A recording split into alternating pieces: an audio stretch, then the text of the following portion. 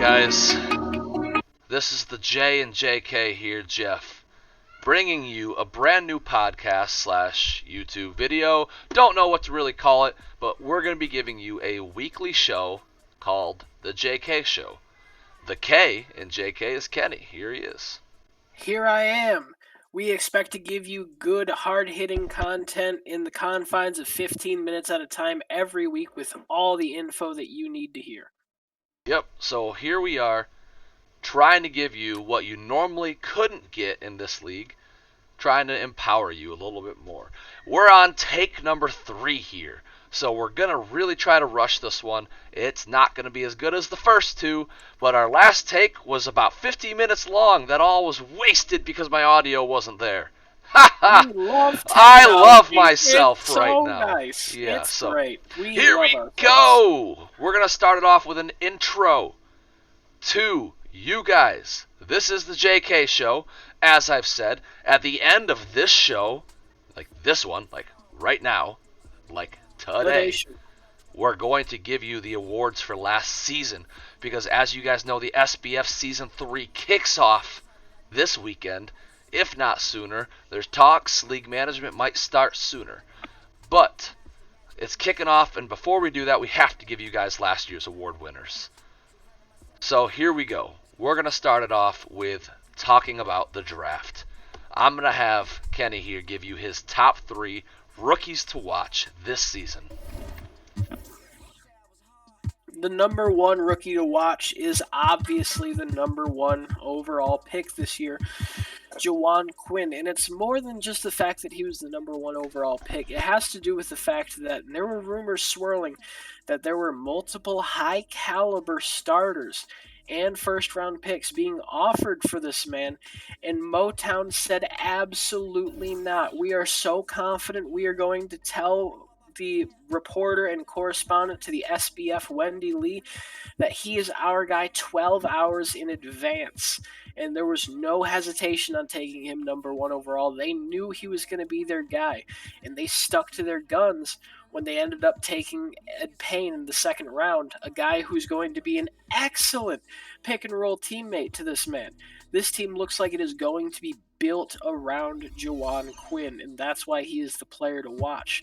Now, if you look at him as well, he's also 290 pounds at 6'1". That's a big boy. Like a gazelle. He is absolutely made of muscle. He is like nobody we have ever seen before, and he is definitely worth that number 1 overall pick. Now, when we go to our number 2 pick, we're going to look at Olf Sunden. A little bit of bias. I ended up trading 2 picks just to move up a couple of spots so I could take this guy. But the reason that I took him is because, A, he is an excellent 3-shooter, but B, because that 3-shooting fits what this team wants so well. His overall might have you believe that he might not be a first rounder, but if you look at his stats and you look at his tendencies, he is easily built for this team, surrounded by Murray Williamson, Champ Hansen, Junior Rollins, and Mo Booker, all of who can launch threes with consistency. That's exactly what Olf Sunden does. Doesn't matter where he is on the court, doesn't matter the situation, you know what his goal is, to shoot the ball. And he fits it perfectly. So then we're going to go look at my 3rd rookie to watch. And that's going to be Joshua Waters. Joshua Waters ended up being the last pick of the 2nd round, only because Mr. Irrelevant. The Mr. Irrelevant pick, mainly because he had a really bad performance during the showcase where he went 4 of 17, was blocked for a lot, didn't pass out a lot, but he showed that he still does have a lot of skill in the shot that he made, shots that he made in the space that he created for himself. He has talent, but he slid because of a bad performance. Those are the kind of people that you see turn into really good role players in this league. I think he has the potential to do that. All right. Now I'm going to go ahead, hit you. Fast pace, a couple of quick jabs. You just got lines. Keddies, whatever his name is. I don't care. One of those. Baby. Oh, look, we got a caller in. Bishop's joining us. Bishop, we're on take 3. Let's go. I'm going to go ahead and give you my 3 rookies to watch. So, number 1, and the reason for this guy is because I feel like he was drafted way too high. Number 1, Joshua Morgan went to the Lynx ahead of Juwan Randolph. Josh Morgan looks like a good player, great defender, but I really thought he'd be an early second-round pick. Instead, he went, what was it, number 4? Yep. Yeah, he went number 4. Instead, he went number 4 ahead of this guy, Juwan Randolph, who was stolen.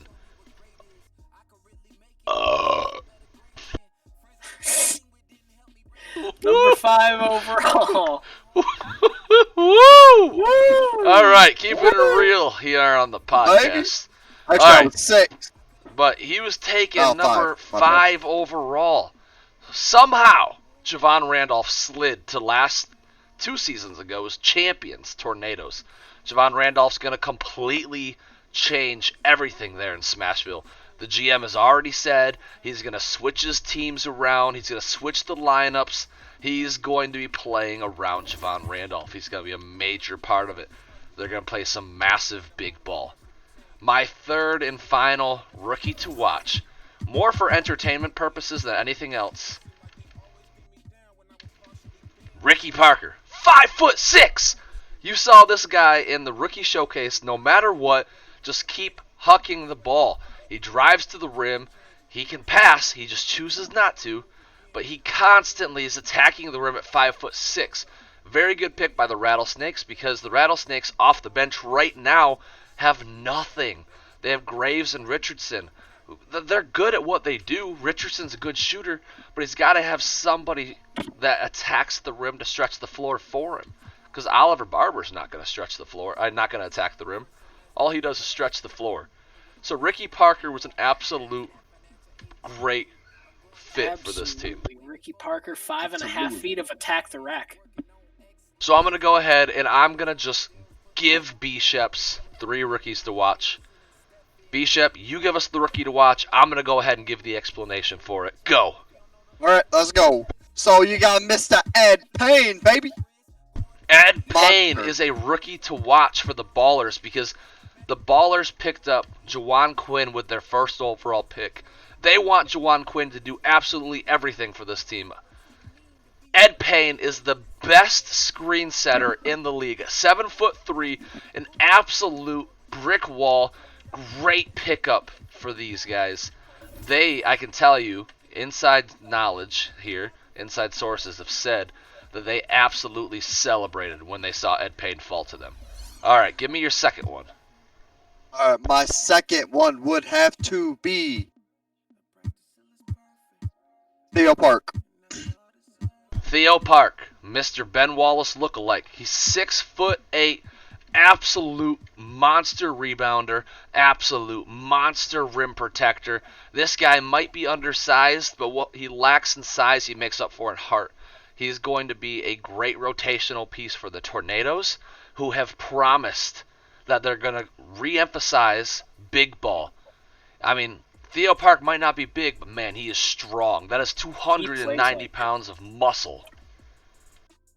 All right, go ahead and give me your third rookie. Would have to be Jason Kim. Jason Kim. All right, this is a great pickup for the Stars.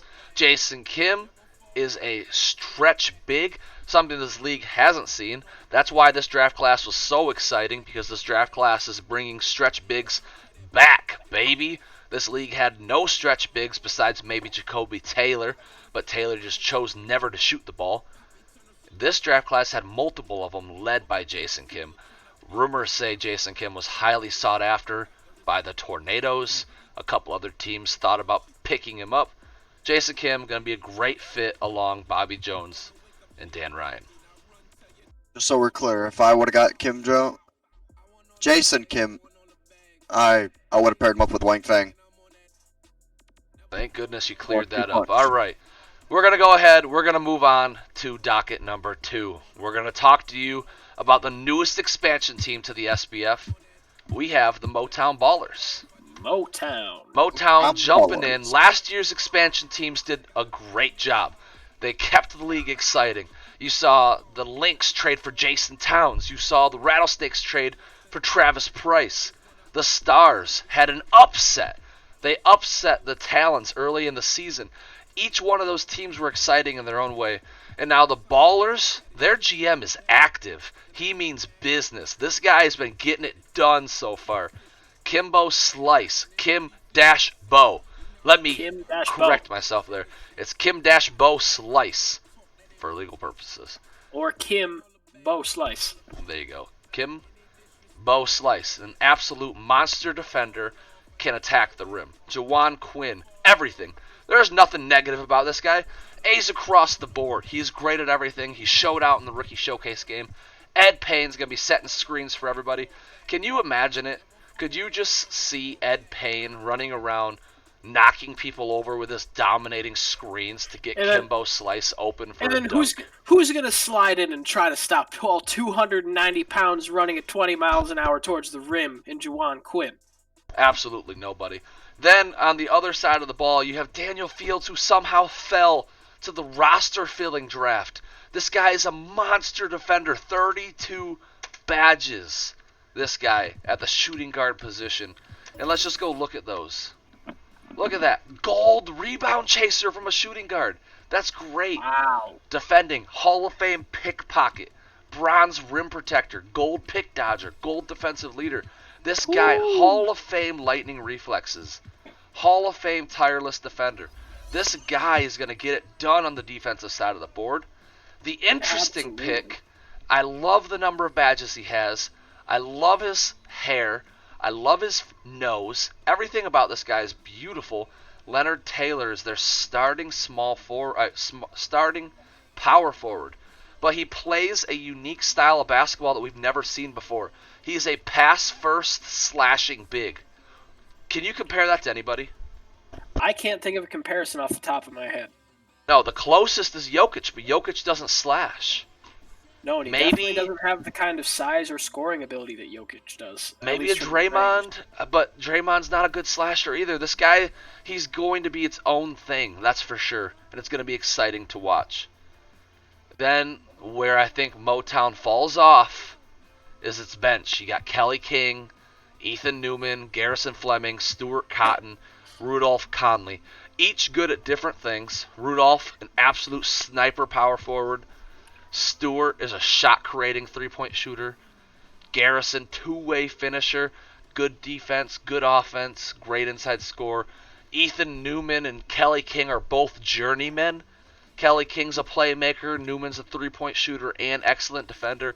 And you've got to think that if you have any hope of this bench giving you any sort of surprises, it's got to be out of Fleming, Cotton, or Conley, considering that we know what King and Newman are. We've seen them around the league on multiple teams, just not quite get it done on the bench for their respective teams. So my thing, the reason why I'm excited for Motown basketball is this GM is so damn active. He's ready. He wants to win. He's not waiting until next year. He's trying to win right now. He's going out there and he wants to win a playoff game before all the other expansion teams. And that's what his goal is to win the title. I would not be surprised to see a big trade to get them a good sixth man. I definitely would not either, and you got to be kind of careful. Otherwise, you can turn into the Talons with your trade aggression. Talons basketball, they are terrible. That's not. You almost gotta wonder if you are the Ballers. You almost gotta wonder if maybe one of these lesser-known bench players become a starter, so that one of these great starters can go on the bench. But at the same time, you don't really like to have sixth men defensive players. So Daniel Fields wouldn't want to go on the bench. Maybe a Leonard Taylor you replace for a Rudolph Conley. It's up to the GM, though. It's not up to me. As you can see, the Motown Ballers, their jerseys aren't ready. They'll be ready by game time, though. That's the promise I can make to you. They will. There you have it. We talked about the Ballers. Excited to watch them. Let's go big picture league overview. SBF, we're in year number 3. We have 2 champions in the books. Smashville Tornadoes won year number 1, and they won the first couple of seasons before that were all kind of crucial to building the league that we're at now, but they aren't in the records books. So Smashville has the first one, and then you have the A-Town Assassins, last year's champions. The A-Town Assassins have been to 2 straight finals, lost one, won one. Stingrays were in it last year, got swept. What do you guys think about this season? Well, this season, the heavy favorites from last year still look to be the heavy favorites for this year, because you have those hard hitters like the Stallions and the Tornadoes, who looked like they were going to be the favorites going into this season, just kind of have either collapses or absolutely different game plans from the beginning of the year to the end of the year. But we could absolutely see that from the Stingrays and the Assassins this season. But the biggest thing to me is going to be, will we see a breakout from one of these expansion teams? And if we do, are they going to be good enough to compete with the big hitters right now? Now, with that being said, let me interrupt and let me bring you guys another list to watch. Quickly now, all 3 of us, let's give 2 teams to watch for this season, starting with B-Shep. B-Shep, give me your team. I'll tell the audience why. Right, the Talons. Talons are crazy. They're stupid, but they shoot lots of threes. They have no draft capital. The players that are on the roster now are going to be there for the future, unless they get traded for more players. They need to make noise this season because they don't have any other option. Give me your second team. My second would have to be the Stars. The Stars, last year's expansion team. They had the first win for all expansion teams last season. That was huge. Now they go ahead and they add Kim. They go ahead and they add other pieces, and they're ready to compete this year. They want it this season. Let's go ahead and let's look at them. The Stars are a team that absolutely cannot be overlooked this season. Dan Ryan, absolute crazy defender. Jason Kim, 2-way stretch 4. Bobby Jones, a 6'7" point guard. Dale Lucas off the bench. Yuri Kasparov, he's a paint beast power forward. You don't see that a lot. Jimmy Blake was their second-round draft pick. He's a sharp-shooting facilitator. For those of you that don't know what that means, this guy can shoot lights out from mid-range or deeper, and at the same time he likes to pass the ball. So that's a lethal combo right there. Clyde Warren, great shooter. Keon Powell, last year's offensive juggernaut, is going to be coming in off the bench. Let's take a look at these star rotations. This is what it looks like right now. You got Bobby Jones, Jimmy Blake, Dan Ryan, Yuri, and Jason Kim. It's going to be fun to watch. So now I'm going to give you my 2 teams, then we'll let Lion finish it out. My 2 teams to watch, and this team, I'm going to give you guys a hot takeover. Red Rock Rattlesnakes. These guys are going to be fire this season, and I'm calling it right now. Derek Walker will beat Juwan Quinn to win Rookie of the Year. Hot take! Hot take! My second hot take about these Red Rock Rattlesnakes, they will be the first expansion team to win a playoff game. Put it in the books. It's going to happen. Where's that potato at? Travis Price, absolute monster. Jay Moore, great at what we need him to do. Jackie Moon, a defensive pass-first forward. Harvey Rodman, very close to winning Rookie of the Year last year. Or did he win it? They haven't been announced yet. Derek Walker, this year, he went number 2 overall. But really, I would have struggled if I was the Ballers to not take Derek over Juwan Quinn. But it's just hard to justify a paint beast with that number 1 overall pick. It really is, and considering the performance that he had during the prospect game. Where it's going to come down for the Rattlesnakes is it's going to come down to their bench. Ricky Parker cannot lose them games. Christopher Richardson has got to make his threes. It's just, their bench is a little too unreliable for me to be too confident in them, but I can say I'm excited. My second team to watch for this season are your Tornadoes. Smashville's back, everybody. I'm saying it right now. Smashville, they're pissed about not making it last season. So what the GM did is he went back. He said, what did we do right year number 1 to win that championship? And what it was is we out-rebounded our opponents and we played good defensive basketball. These guys completely switched everything up and now they play big ball. Javon Randolph, a 6'10 shooting guard. Wang Fang still there, 7'5 center. It's just going to come down to their 2-point guards, Joe Weber, Darnell Turner. These guys have got to pass the ball on offense. That's what scares me about Smashville, is their offense could be absolute halted if these two don't play well. Lion, go ahead and give me your 2. My 2, we're going to start out with an interesting story from beginning to end, starting with last year, and that is the Stallions. The Stallions. The Stallions ended up drafting who ended up being Rookie of the Year last year, Murray Williamson. And what happened was they were a massive favorite to at least go to the championship game. But Murray Williamson came in and completely changed their style of basketball. They used to have Jatavius Cleveland as their big man alongside of Byron Rockwell and Dickerson as a very tall small forward. Some huge big ball offense and defense, grind it, score inside, win games low scoring.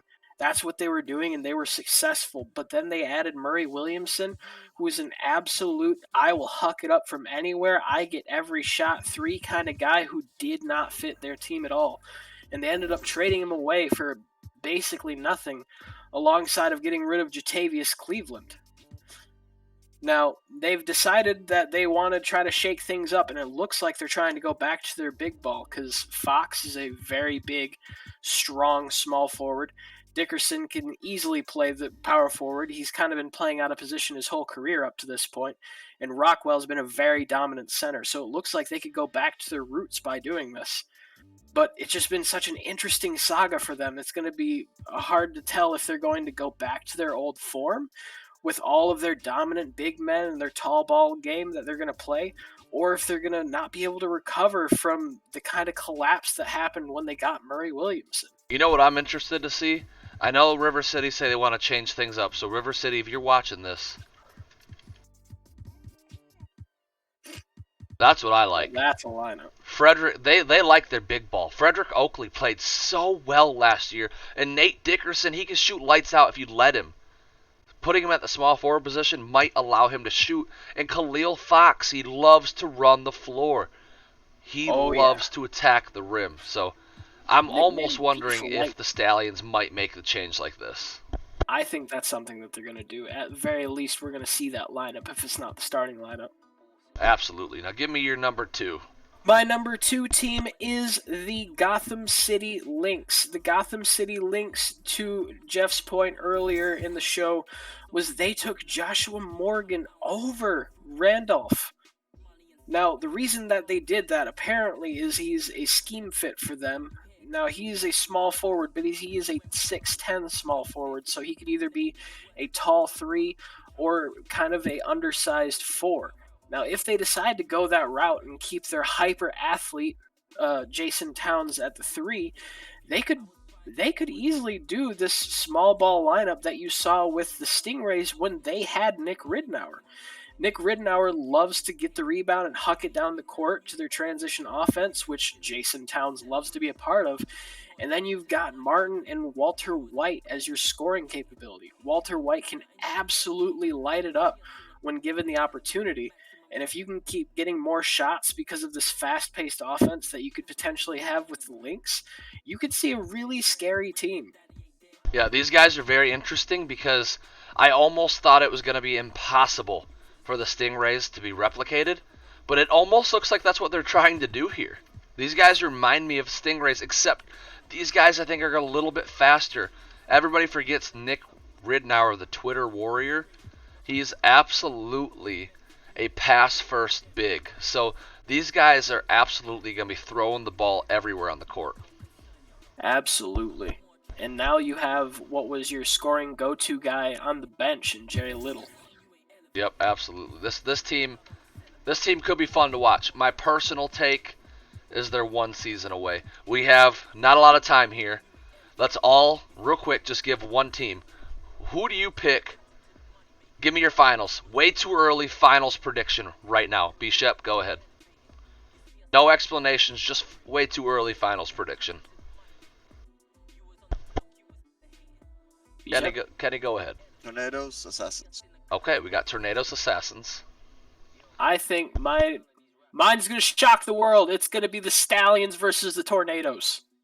Okay, that's interesting because, like you said, shock the world. If the Stallions meet the Assassins in the playoffs, that could very well happen.